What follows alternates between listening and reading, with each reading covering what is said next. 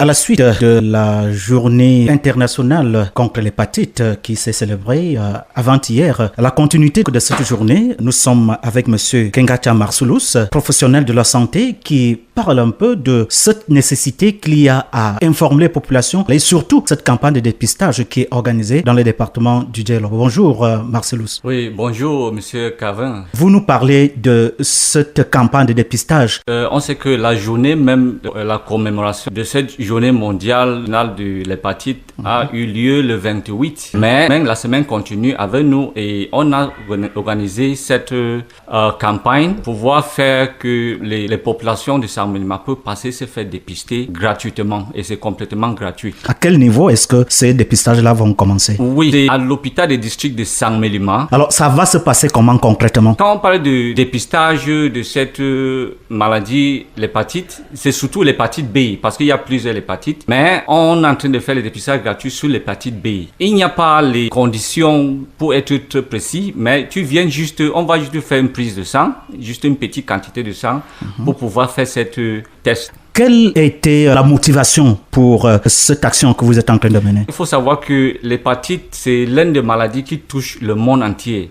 Et vu notre système sanitaire qui n'est pas trop équipé, on pense que si on fait le screening aux gens, on détecte ces maladies tôt, ça va permettre d'éviter les complications parce qu'il y a tout une suite, de prise en charge qu'il faut prendre quand quelqu'un est diagnostiqué tôt. Donc, et les complications sont tellement énormes. Quand on parle de la cirrhose, on parle de ce qu'on appelle en anglais hépatocellular carcinoma, qui est un début de cancer. Ça, ce sont les complications. Donc, on pense qu'il ne faut pas attendre le jour que ces complications sont déjà là pour commencer à voir comment prendre en charge le malade. On pense que les dépistages très tôt peuvent aider à éviter ces complications. Et on fait cela juste pour notre part de contribution à une stratégie qui a été mise en place en 2016, mai 2016, par l'Assemblée mondiale de la santé, qui fait tout pour éviter, pour éliminer l'hépatite vers l'an 2030. Donc ça, c'est notre contribution parce qu'on pense qu'on ne peut pas laisser tout à l'État. On doit faire, en tant que société civile, on doit faire notre contribution, donner notre contribution pour aider l'État à atteindre ses objectifs. Et justement, vous avez parlé de cette collaboration avec l'hôpital des districts. Quelle est cette conjonction que vous avez avec cet hôpital par rapport à cette campagne? En fait, il faut savoir que en tant qu'une association, parce que nous sommes de Help Foundation, il est important qu'on travaille en collaboration avec une structure sanitaire. Et vu la situation de Covid, les mesures pour prévenir le Covid qui est dehors, on pense que il n'est pas bien de descendre en vie, organiser ça en public ouvert.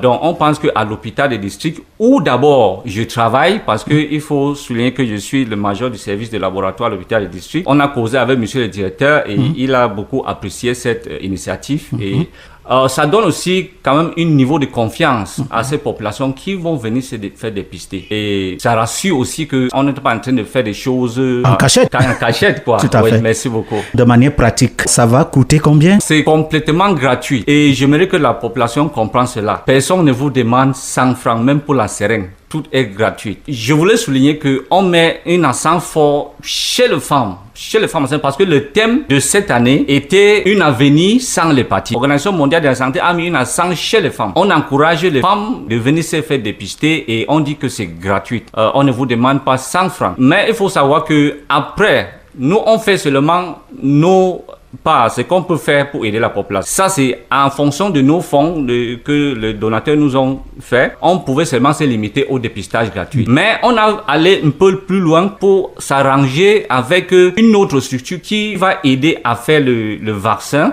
pour les gens qui sont négatifs à l'hépatite. Et on est en train de faire ça à un prix promotionnel. Donc, c'est trop bas par rapport à ce qu'on fait ailleurs. Je comprends par cela que pour la prise en charge, c'est-à-dire ceux qui seront des dépistés positifs, ils doivent s'occuper d'eux-mêmes de cette prise en charge. Oui, bien sûr, parce qu'on se limite, comme je dis tantôt, seulement au niveau du dépistage. On n'a pas le fonds pour aller plus loin. Mais l'essentiel est d'abord de savoir si tu as cette maladie ou pas. Cette maladie, il y a beaucoup de gens qui ont ça et qui ne savent pas. Et ça fait vraiment problème. Si on parle rapidement des populations à risque, vous avez dit les femmes, mais est-ce qu'il n'y a pas d'autres populations à risque par rapport à cette maladie? Oui, je pense que quand on parle des populations à risque, c'est en deux catégories en fait. Donc, pour ceux qui n'ont même pas encore la maladie. Oui. Et il y a ceux qui, par exemple, pratiquent les rapports sexuels non protégés, parce que ça, ce sont les voies de transmission de ces maladies. Et nous, le personnel de santé, nous sommes aussi à risque parce qu'on manipule, surtout au laboratoire, où on manipule les aiguilles qu'on a utilisées aux malades, ainsi de suite. Donc, voilà à peu près les populations en risque. Et une autre partie de la population qui sont en une autre risque, ce sont les bébés qui sont encore dans le ventre. C'est-à-dire, quand le maman qui est séropositive porte un bébé, ce bébé est à une autre risque. Transmission mère-enfant, comme dans le cas du VIH-Sida. Oui, effectivement. Et c'est là où OMS a mis une forte accent. Je voulais rappeler que, surtout au personnel soignant, et le médecin et tous ceux qui prennent ces malades en charge, que cette journée, le 28, OMS a sorti un nouvel guide pratique pour la prise en charge des femmes enceintes en général.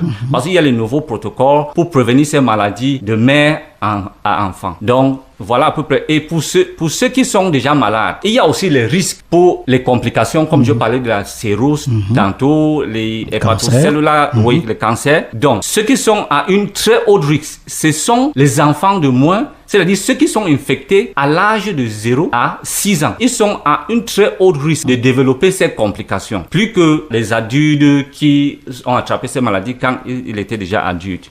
Bien, nous allons sortir par là. Monsieur Kengacha Marsulus, c'est un message adressé aux populations. Qu'est-ce que vous leur direz? Je voulais dire que c'est quand on parle des infections, surtout les infections en général, mais précisément les maladies infectieuses, qu'il y a beaucoup, la plupart des maladies peuvent être prévenues si on prend les mesures nécessaires. Et donc, le dépistage gratuit qu'on est en train de faire à l'hôpital des districts est juste l'une des mesures. Et c'est la mesure principale pour prévenir ces maladies. Et c'est gratuit. Donc, par cette voie, j'interpelle la population entière et ses environs pour se rendre à l'hôpital et se faire dépister. Et c'est 0 francs. Bien, comme dit souvent l'adage, prévenir mieux vaut que guérir. Nous vous disons merci, Monsieur Kengacha Marsulus, et merci d'avoir répondu aux questions de Zen Radio. D'accord. C'est moi qui vous remercie. Je remercie beaucoup Zen Radio pour avoir marqué ici là pour donner cette information qui va aider les populations.